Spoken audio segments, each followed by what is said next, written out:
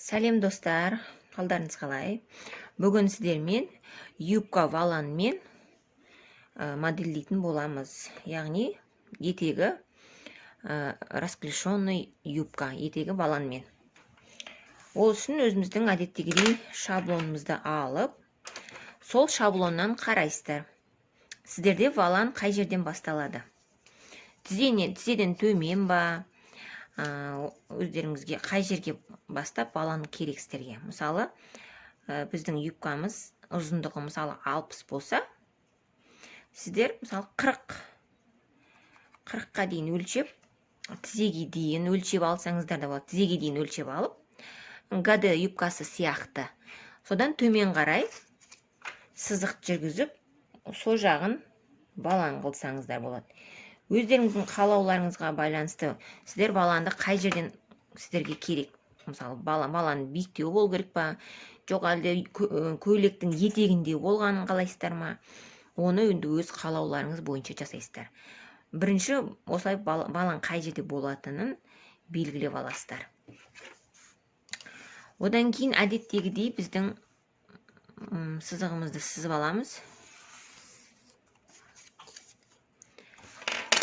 Яғни матаның бүктелген жері осы жер болады. Одан кейін енді шаблонымызды қиып алайық. Ортасынан бөлеміз.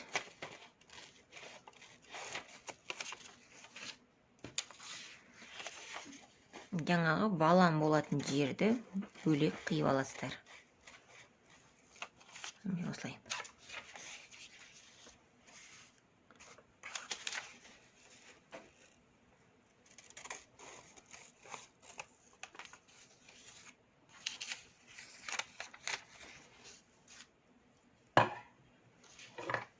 Осылай бөлек қиып аласыздар. Одан кейін юбкамыздың үстіңгі бетін жабыстырамыз.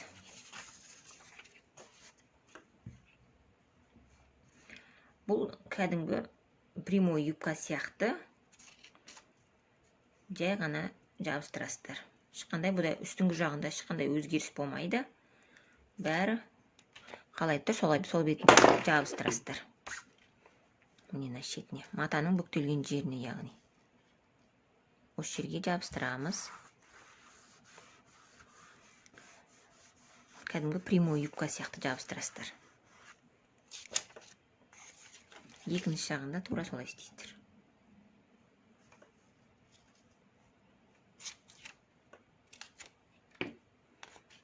Осылай жабыстырып аласыздар.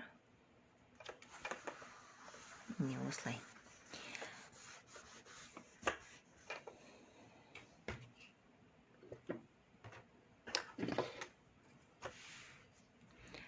Мына жерде вытечка болады. Осылай сызық қойсаңыздар болады. Бұны қимайсыздар. Бұл жер вытечка. Вытечканы сіздер тігесіздер, бірақ оны қимайсыздар. Жаны.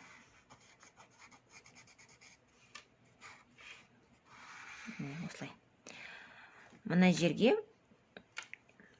тігіске 1 сантиметр бересіздер. Әдеттегідей үстіңгі жақтарға жанына 1,5 берсеңіздер болады. 1, не болмаса 1,5.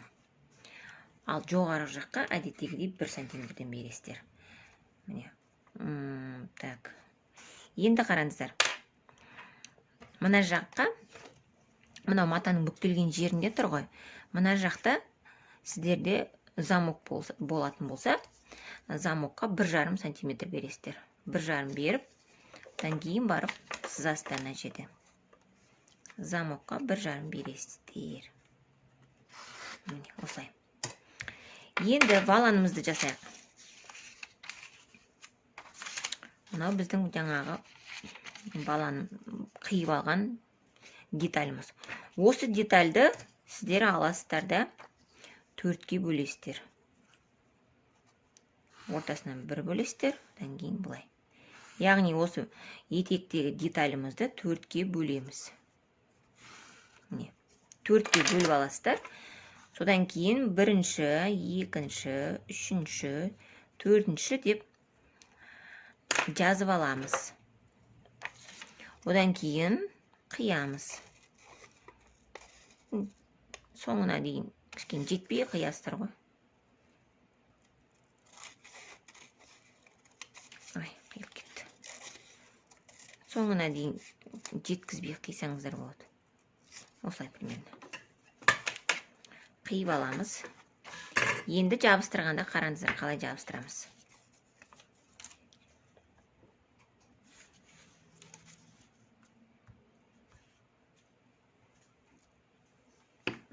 Міне. Матаның бүктелген жеріне қоясыздар осылай. Енді бұлай арасын ашамыз. Араларын бірдей қылып ашасыздар.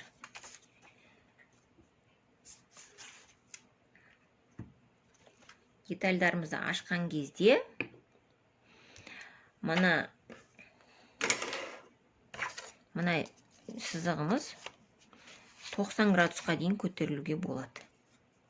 Арасындағы ашықтарыңызды осылай ашқан кезде осылай 90 градусқа дейін көтеруге болады. Міне, осылай. Көрдіңіздер ме, мынаны ашып, 90 градусқа дейін көтеріп, арасын кішкене бірдей қыласыздар. Ара қашықтық бірдей болу керек, мына жердің барлығының ара қашықтығы бірдей болу керек. Мынау 90 градус, көрдіңіздер ме? Осылай 90 градусқа сызып алып, міне, мына жер 90 болу керек. Мына жер. Мына жерді бұлай домалақ қып сызасыздар. Мына етегінде де осылай домалақ болады. Мына барлығының аралары бірдей болу керек. Осылайынан сызып аласыздар. Мына жердің барлығы бізде мата. Мынаның барлығы мата. Аралары бірдей болу керек, мына жерлердің арасы.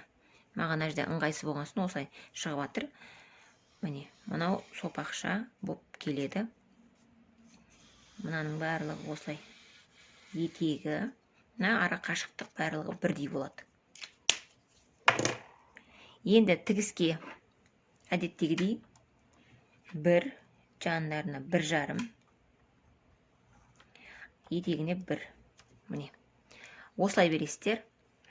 Екінші юбканың арты тура осы тәсілмен жасайсыздар. Ешқандай өзгеріс жоқ, ешқандай қиындық жоқ. Бұлардың барлығы клеш юбкаға сияқты ұқсас юбкалардың модельдер, пішу тәсілдері ұқсас болып келеді.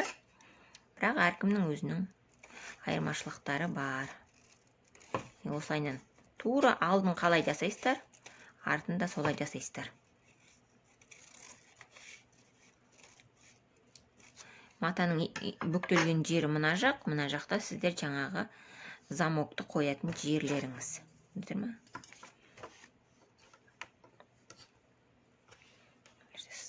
Мына матаның бүктелген жері, мына юбканың екінші жағын қойын деп тұрған жері. Арты.